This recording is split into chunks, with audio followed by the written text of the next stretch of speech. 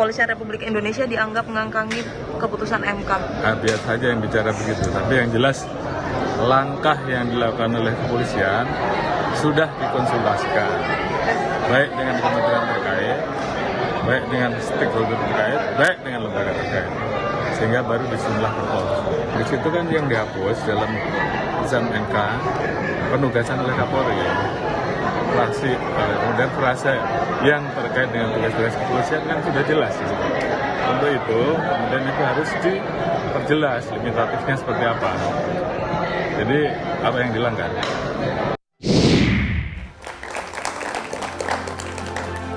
Oke, kembali Isnur. Ya. Kalau Anda membaca statement dari Kapolri, sekarang yang sedang terjadi adalah adu kuat.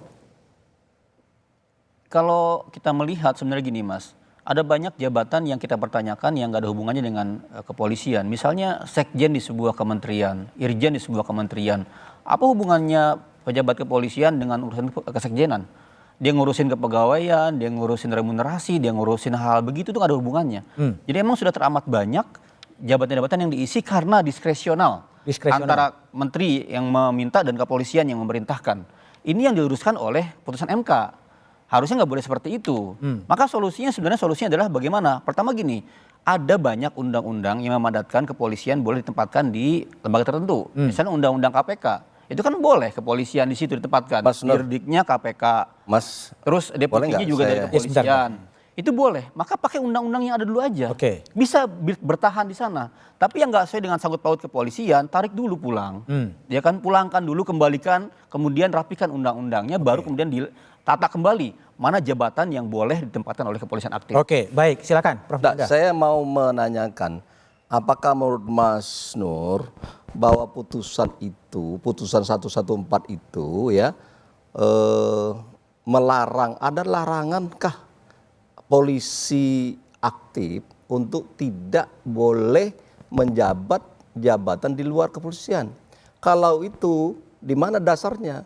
Kenapa? Kalau hanya berdasarkan pasal 28 ayat 3 saja, tapi pas penjelasannya masih menjadi hukum positif di situ bahwa yang tidak ada sangkut pautnya yang tidak boleh. Yang masih sangkut paut boleh. Kalau misalnya Sekjen Kementerian Hukum, Sekjen DPD itu ada sangkut pautnya nggak? Nah, kalau itu kan debatable ya. Kalau menurut Prof. Juanda ada sangkut pautnya nggak? Ya kita lihat dulu persoalannya, kalau ada sangkutnya kita lihat kepada pasal 3 ayat 1 ABC Undang-Undang 2 2002. Di situ fungsi tugas kepolisian. Nah, dalam konteks dia dalam pasal 8 Undang-Undang 2 2002 bahwa bidang keamanan dan ketertiban itu adalah bagian dari kekuasaan negara. Kekuasaan negara dalam arti luas menurut saya soal pelayanan, soal pengayoman, soal perlindungan, ya itu bisa dimasukkan. Tetapi saya tidak mengatakan menilai itu ada sangkut pautnya yang tadi ya. Tetapi silakanlah masyarakat menilai. Kalau masyarakat yang menilai? Iya. Karena saya pikir saya tidak berhak menilai apakah ada sangkut paut tidak sangkut. Enggak, gini, logikanya kan gini, kalau Perpol itu membolehkan di 17 kementerian, apakah yang di luar 17 itu tetap boleh juga? Ya tentu kalau kita berdasarkan hukum positif sekarang, ya saya menganut prinsip bagaimana norma hukum di samping memang soal yang asas peraturan perundangan atau asas penyelenggaraan pemerintahan yang baik misalnya. Nah kalau kita lihat di Perpol itu, disitulah menurut saya dari 17 itu. 17 boleh? Boleh. Di luar yang 17? Ya tentu secara hukum positif berarti Perpol itu mengatakan tidak boleh berarti. Berarti yang di luar 17 itu harus mundur? Saya tidak mengatakan mundur, tapi begini argumentasinya. Tadi Pak Muarar sudah mengatakan bahwa prinsip dari putusan itu adalah final and binding. Ya, terus dia berlaku sejak diucapkan. Nah, dia tidak berlaku surut. Nah, ketika dia tidak berlaku surut, maka yang sudah ada sekarang tidak terkena dong. Tidak terkena? Tidak terkena. Baik. Prof. Maru, gimana Anda membaca putusan MK ini? Apakah yang sudah menjabat kemudian tetap diperbolehkan karena tidak berlaku surut atau gimana? Iya, memang apa yang dikatakan bahwa putusan MK itu prospektif ke depan, itu membutuhkan satu rumusan lagi. Artinya bahwa sejak putusan itu dicetuskan, mengikat, maka semua keadaan yang tidak sesuai dengan putusan Harus itu disesuaikan. harus disesuaikan. Itu pengertiannya. Kalau tidak disesuaikan, Kalau tidak disesuaikan yang bertentangan dengan apa yang menjadi muatan konstitusi. Karena konstitusi harus mengikat semua lembaga negara, semua warga negara sebagai pembatasan kekuasaan. Konstitusionalisme itu intinya adalah kita batasi kekuasaannya. Jadi kembali kepada konstitusi. Kalau mau membaca sebenarnya pasal itu, ketentuan Perpol itu harus dilihat lagi kepada apa tugas Polri menurut konstitusi. Ya kan? Apakah memang cocok dia harus ikut jadi sekjen di tempat lain, harus jadi dirjen. Kita baca di dalam pasal 30 ini dikatakan bahwa susunan kedudukan, saya lampaui, kepolisian negara, hubungan kewenangannya dengan instansi yang lain dalam menjalankan tugasnya, syarat-syarat keikutsertaan warga negara dan lain-lain itu diatur dalam undang-undang. Dan kemudian ayat 4 itu kepolisian negara itu sebagai alat negara yang menjaga keamanan dan ketertiban masyarakat, bertugas melindungi, mengayomi, melayani masyarakat, serta menegakkan hukum. Jadi kita membaca ini semua, apa rumusan konstitusi itu untuk diterjemahkan. Dan itu sudah diterjemahkan oleh MK bahwa itu janganlah begitu kan. oke, baik. Pak Yusuf kembali sebagai Kompolnas yang mungkin bisa dikonstruksikan sebagai pengawas internal kepolisian. Kalau Perpol sudah dikeluarkan oleh Pak Kapolri 17 lembaga kementerian yang boleh diduduki, apakah yang di luar 17 itu juga masih konstitusional? Ya itu tadi yang saya sampaikan. Dalam hal ini tentu Kompolnas menempatkan Perpol nomor 10 tahun 2025 ini secara hati-hati di bawah pengawasan yang ketat dan memerlukan penafsiran yang restriktif.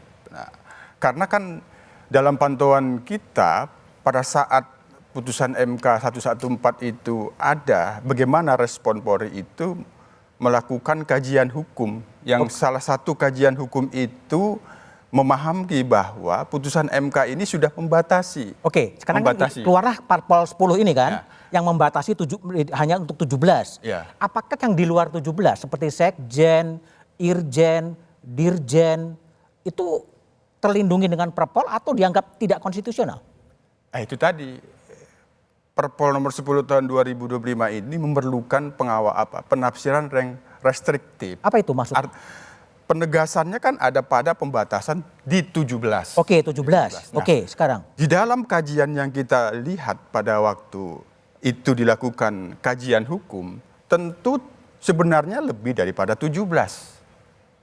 Kenapa nggak dimasukin sekalian aja semuanya? Itulah semangat pembatasan yang dimaksud di dalam Perpol sekarang ini. Kapolri sudah membatasi hanya untuk 17. 17. Oke, yang di luar 17, misalnya sekjen DPD, sekjen Kementerian Hukum, itu gimana? Di dalam pantauan kami terkait dengan bagaimana pemberlakuan putusan MK 114 tadi kan sudah disebutkan oleh Prof. Marwarar, itu kan prospektif. Prospektif.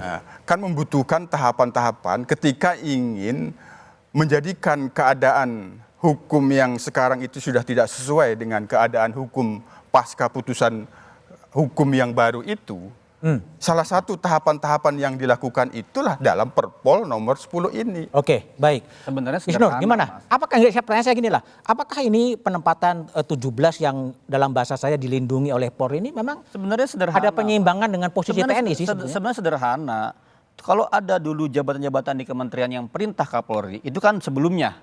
Tapi ketika progresi ada putusan MK, ini berhenti di masa ini. Penempatan perintah-perintah yang sebelumnya berlaku jadi nggak berlaku. Oke. Maka orang-orang yang di kementerian ini harus pilihannya satu, mengundurkan diri. Atau pensiun. Atau pensiun, atau dikembalikan. Pertanyaannya itu, Mas Isnur. itu yang Pertanyaannya. kalau tidak ada perintah undang-undangnya. Oke. Kalau perintah undang-undangnya, dia bisa bertahan di situ. Mas Isnur. Tapi kalau sekjen DPD, ya harusnya dikundurin diri. Mas Isnur. atau Oke, pensiun. oke. Pertanyaan. Silakan. Hukum itu Mas. Saya Bentar. pertanyaan hukumnya, pada saat seorang sekjen yang dari anggota Polri ditempatkan di sebuah lembaga negara, sebelum ada putusan MK 114 itu sah atau tidak? Dia sah. Tapi ketika MK berlaku, dia tidak sah. Dia harus berhenti. Dia harus berlaku sejak apakah itu. pada waktu disahkan itu dia sudah melihat prospektivitas bahwa akan ada dibatalkan adanya sebuah putusan hukum Kalau baru. dulu masih ada dasar undang-undangnya. Dulu ada dasar undang-undangnya, sekarang undang-undangnya Itu yang hilang. dimaksud semangat Sudah diberhentikan. Tidak berlaku surut kan itu semangatnya. Pada saat sebuah keputusan administrasi negara ditetapkan pada waktu itu, dia berdasarkan azas legalitas pada hukum yang berlaku saat itu. Oke, jadi artinya sekarang posisi sekjen-sekjen di kementerian itu tetap Nggak punya dasar lagi, Mas. nggak punya dasar lagi. Dasar lagi. Kan dulu Saya dia berbeda datang ini. dengan Oke, perintah gimana? Kapolri. Ya. Menurut azas legalitas dan dalam konsep hukum administrasi, Oke. ya itu tidak, tadi sudah dijelaskan secara tidak langsung oleh Pak Muarar. Kalau kita bicara persoalan prinsip bahwa prospektif berlakunya sejak diucapkan, maka tidak boleh bias dan tidak ada kepastian. Oke. Sebagai orang hukum, saya mengatakan bahwa dengan putusan ini tidak otomatis bahwa itu adalah akan batal terbeleng. demi hukum gitu ya. Tidak begitu. Oke, tidak dalam begitu. konteks hukum administrasi. Oke, Ya. baik. Oke lah, inilah perdebatan para ahli hukum yang mungkin membuat kita sekarang bingung. Terus jalan keluarnya mau bagaimana kita bahas setelah jeda berikut ini.